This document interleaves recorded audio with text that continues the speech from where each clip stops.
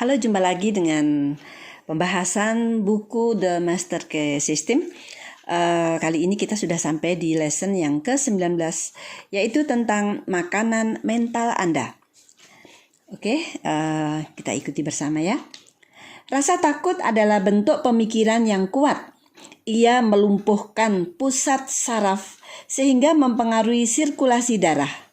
Selanjutnya, ia melumpuhkan sistem otot sehingga rasa takut mempengaruhi seluruh keberadaan, yaitu tubuh, otak, dan saraf, fisik, mental, dan otot. Ya, jadi mengerikan sekali ya, ternyata rasa takut itu akan melumpuhkan semua sistem otot ya, sehingga rasa takut itu akan mempengaruhi seluruh keberadaan tubuh, otak, saraf, fisik, mental, dan otot. Oke.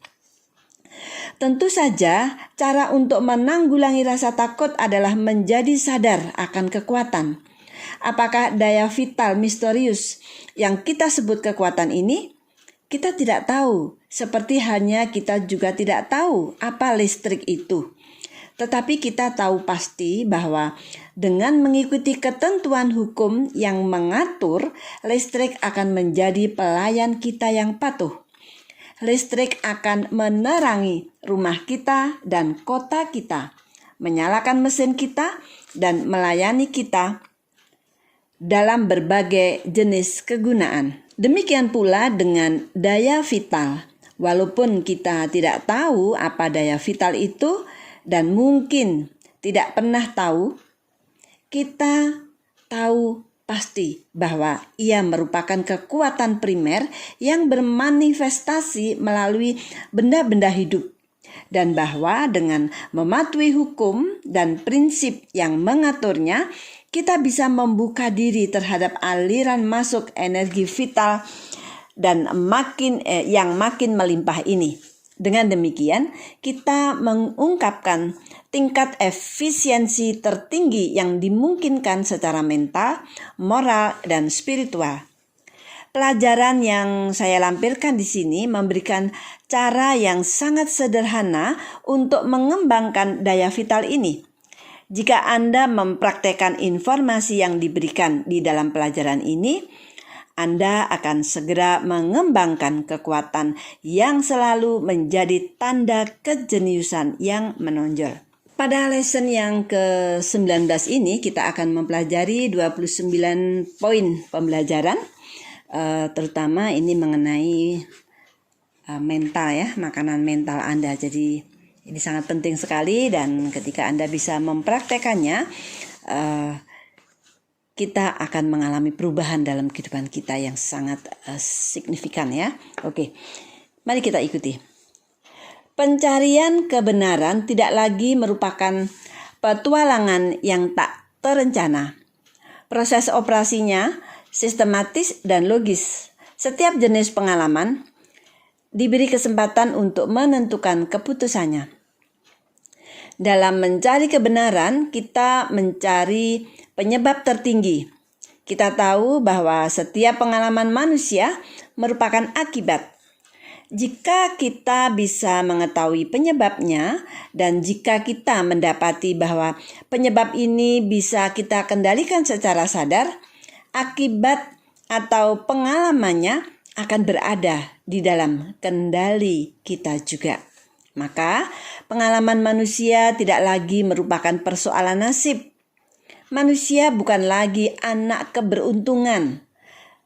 Takdir, nasib, dan keberuntungan bisa dikendalikan, sebagaimana kapten mengendalikan kapalnya atau masinis mengendalikan kereta apinya. Segala sesuatu akhirnya diurai menjadi elemen yang sama. Dengan demikian, satu dan lainnya bisa diubah. Mereka harus selalu berhubungan dan tidak boleh berlawanan satu sama lain. Di dunia fisik terdapat begitu banyak perbedaan. Untuk mudahnya digunakanlah nama-nama yang berbeda. Ada ukuran, warna, corak, atau bagian akhir dari segala sesuatu. Ada kutub utara dan kutub selatan, luar dan dalam, yang terlihat dan yang tak terlihat. Tetapi ekspresi-ekspresi ini hanya berfungsi untuk membandingkan perbedaan yang besar. Nama-nama diberikan pada dua bagian yang berbeda dari satu kuantitas. Kedua ekstrem itu bersifat relatif. Mereka bukan entitas terpisah, melainkan dua bagian atau dua aspek dari satu keutuhan. Di dunia mental, kita mendapati hukum yang sama. Kita berbicara tentang pengetahuan dan ketidaktahuan. Padahal sebenarnya ketidaktahuan hanyalah kurangnya pengetahuan, sehingga dianggap sebagai kata untuk mengungkapkan tidak adanya pengetahuan. Kata itu tidak mempunyai prinsip sendiri. Di dunia moral, sekali lagi, kita mendapati hukum yang sama. Kita berbicara tentang baik dan buruk. Baik adalah realitas, sesuatu yang nyata, sedangkan buruk hanyalah suatu kondisi negatif dari tidak adanya kebaikan. Terkadang buruk dianggap sebagai kondisi yang sangat nyata, padahal ia tidak memiliki prinsip, tidak memiliki vitalitas, tidak memiliki kehidupan. Hal ini kita ketahui karena buruk selalu bisa dihancurkan oleh baik. Seperti halnya kebenaran menghancurkan kesalahan dan cahaya menghancurkan kegelapan. Demikian pula buruk lenyap ketika baik muncul. Maka hanya ada satu prinsip di dunia moral. Kita mendapati hukum yang serupa seperti hukum di dunia spiritual. Kita berbicara tentang pikiran dan materi sebagai dua entitas terpisah. Tetapi insting yang makin jernih mendapati bahwa hanya ada satu prinsip yang bekerja, dan itu adalah pikiran. Pikiran bersifat nyata dan abadi. Materi selalu berubah. Kita tahu bahwa masa 100 tahun hanya bagaikan satu hari. Jika kita berdiri di kota besar dan melempar pandangan mata ke sekian banyak gedung besar yang megah, rel kereta, mobil listrik, telepon, lampu listrik, dan semua alat kenyamanan lainnya dari peradaban modern. Kita ingat bahwa tidak satu gedung pun ada di sana 100 tahun yang lalu. Seandainya kita berdiri di tempat yang sama 100 tahun mendatang, mungkin sekali kita akan mendapati hanya ada sedikit bangunan sama yang tersisa. Di dunia binatang, kita mendapati hukum perubahan yang sama. Jutaan binatang muncul dan hilang karena rentang kehidupan mereka hanyalah beberapa tahun. Di dunia tumbuhan, perubahannya bahkan lebih cepat. Dalam waktu 1 tahun saja, banyak tanaman yang hampir semua jenis rumput muncul dan hilang. Jika kita melihat dunia anorganik, kita mungkin berharap menemukan sesuatu yang lebih besar. Tetapi ketika memandang daratan yang tampaknya padat, kita tahu bahwa daratan muncul dari laut. Kita melihat gunung raksasa dan kita mengetahui bahwa tempat itu dulunya adalah danau. Sementara kita berdiri terpukau di hadapan dinding bebatuan besar di lembah Yosemite, kita dengan mudah bisa menelusuri jalur gletser yang menjadikan semuanya itu. Kita dihadapkan pada perubahan yang terus-menerus, dan kita ketahui bahwa perubahan ini hanyalah evolusi dari pikiran universal. Proses agung di mana segala sesuatu terus-menerus diperbarui. Dan kita kemudian tahu bahwa materi hanyalah bentuk yang diambil oleh pikiran dan karenanya hanya merupakan kondisi. Materi tidak memiliki prinsip. Pikiranlah satu-satunya prinsip. Maka kita menjadi tahu bahwa pikiran adalah satu-satunya prinsip yang berlaku di dunia fisik, mental, moral, dan spiritual. Kita juga tahu bahwa pikiran bersifat statis, pikiran yang beristirahat. Kita juga tahu bahwa kemampuan individu untuk berpikir adalah kemampuannya untuk bertindak sesuai dengan pikiran universal itu dan mengubahnya menjadi pikiran yang dinamis atau pikiran yang bergerak. Untuk melakukannya, bahan bakar harus dipakai dalam bentuk makanan, karena manusia tidak bisa berpikir tanpa makan.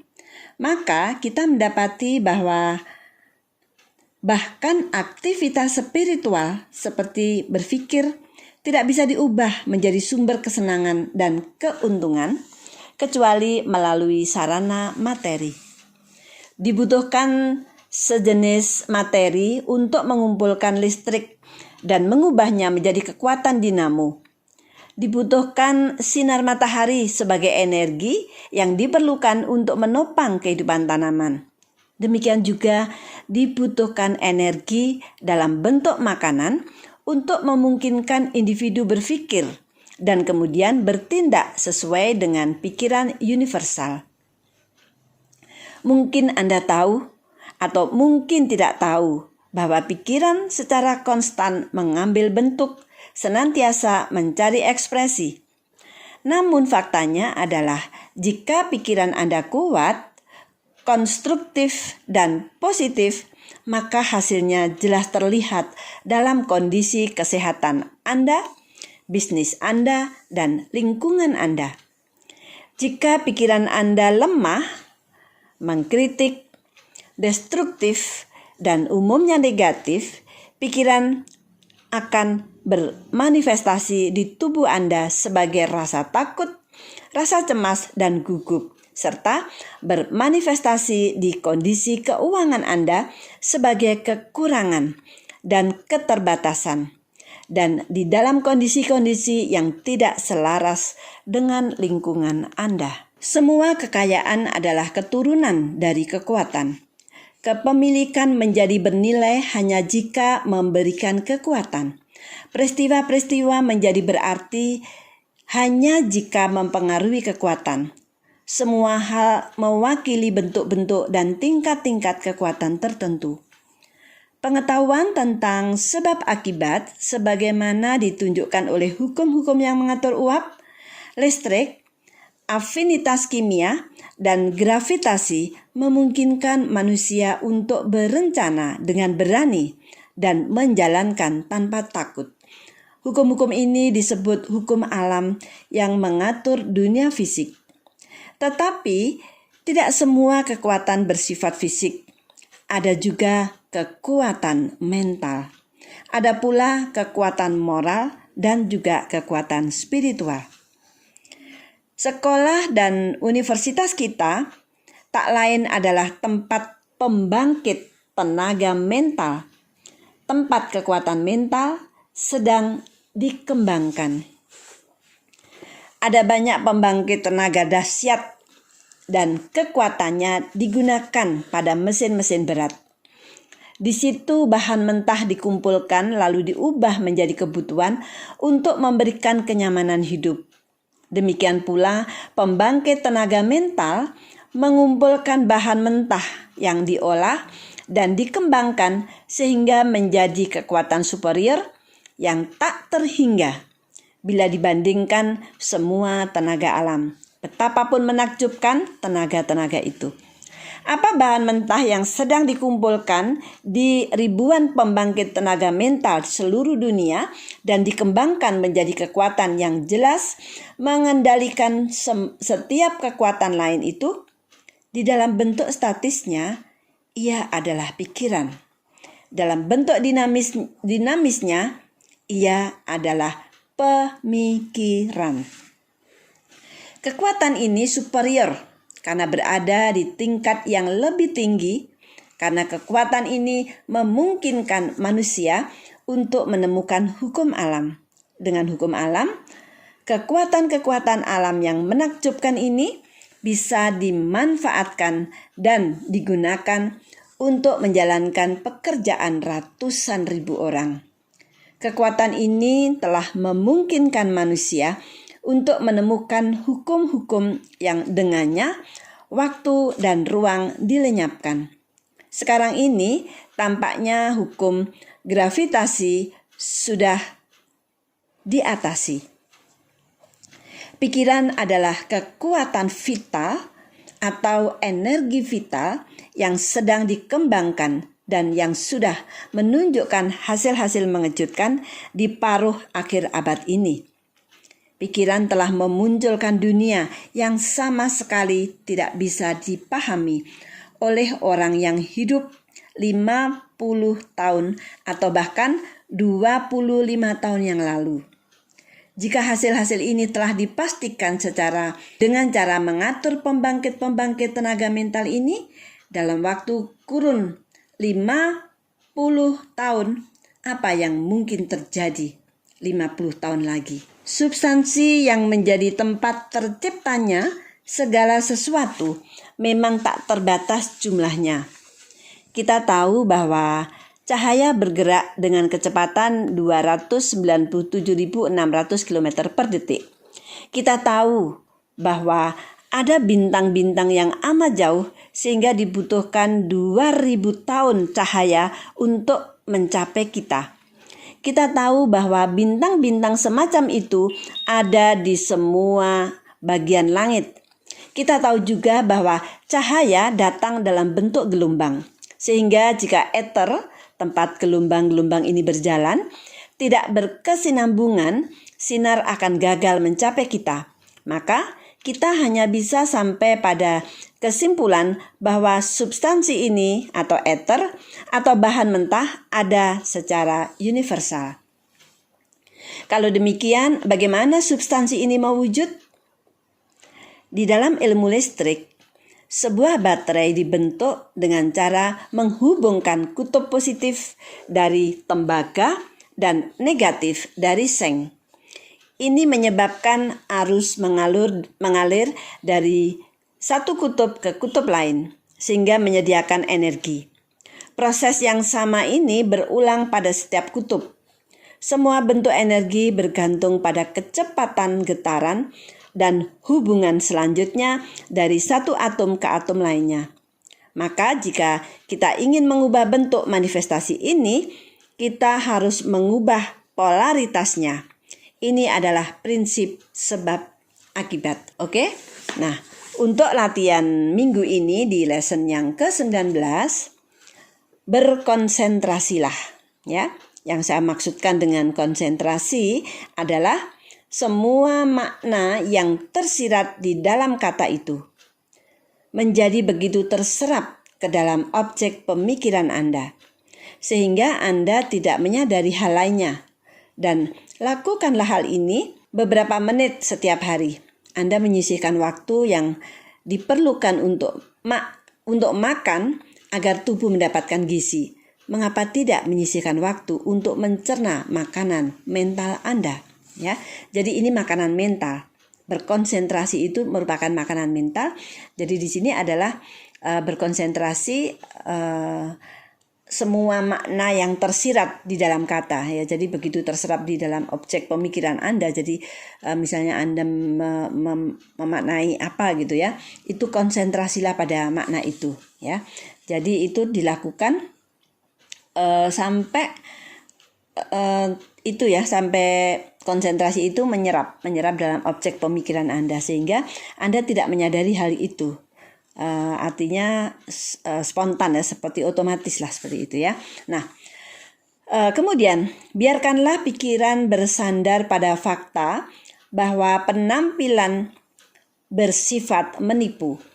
Bumi tidak datar dan bumi tidak diam. Langit tidak berbentuk kubah, matahari tidak berputar, bintang-bintang bukan bercak-bercak kecil cahaya. Materi yang dahulu dianggap mati ternyata terus-menerus berubah. Cobalah menyadari bahwa kita sedang menyongsong hari baru. Sekarang inilah fajarnya. Mode-mode pemikiran dan tindakan harus disesuaikan dengan pengetahuan tentang pengoperasian prinsip-prinsip abadi yang meningkat pesat. Oke ya, demikian tadi lesson yang ke-19. Mudah-mudahan Anda semakin paham ya tentang ilmu dari buku The Master Care System ini. Oke, kita akhiri lesson yang ke-19 ini dengan tanya jawab sebagai panduan studi Anda. Oke ya, tanya jawabnya. Bagaimana perbedaan-perbedaan dikontraskan, yaitu mereka ditandai dengan nama-nama yang berbeda, seperti di dalam dan di luar, di atas dan di bawah, terang dan gelap, baik dan buruk. Apakah semua itu merupakan entitas yang berbeda? Tidak. Mereka adalah bagian atau aspek dari satu keutuhan. Apakah satu prinsip kreatif di dunia fisik, mental, dan spiritual itu? Yaitu pikiran universal atau energi abadi, tempat segala sesuatu bermula. Bagaimana kita berhubungan dengan prinsip kreatif ini? Yaitu melalui kemampuan kita untuk berpikir. Bagaimana prinsip kreatif ini bisa berjalan? Pikiran adalah benih yang menghasilkan tindakan, dan tindakan menghasilkan bentuk. Bentuk bergantung pada apa? Yaitu pada kecepatan getaran. Bagaimana kecepatan getaran? Bagaimana kecepatan getaran bisa diubah? Yaitu dengan tindakan mental. Tindakan mental bergantung pada apa? Bergantung pada polaritas aksi dan reaksi antara individu dan pikiran universal. Energi kreatif bermula pada individu atau pada pikiran universal? Pada pikiran universal. Tetapi pikiran universal bisa bermanifestasi hanya melalui individu ya. Jadi pikiran universal bisa bermanifestasi hanya melalui individu. Nah, mengapa individu diperlukan ya? Diperlukan oleh pikiran universal karena pikiran universal bersifat statis dan membutuhkan energi untuk menggerakkannya. Ini disediakan oleh makanan yang diubah menjadi energi dan selanjutnya memungkinkan individu berpikir. Bila individu berhenti makan, ia berhenti berpikir. Maka ia tidak lagi bertindak sesuai dengan pikiran universal. Akibatnya tidak ada lagi tindakan atau reaksi apapun. Pikiran universal hanyalah pikiran murni di dalam bentuk statis. Pikiran yang beristirahat ya. Oke, demikian tadi lesson yang ke-19 sudah selesai. Masih ada lesson-lesson berikutnya.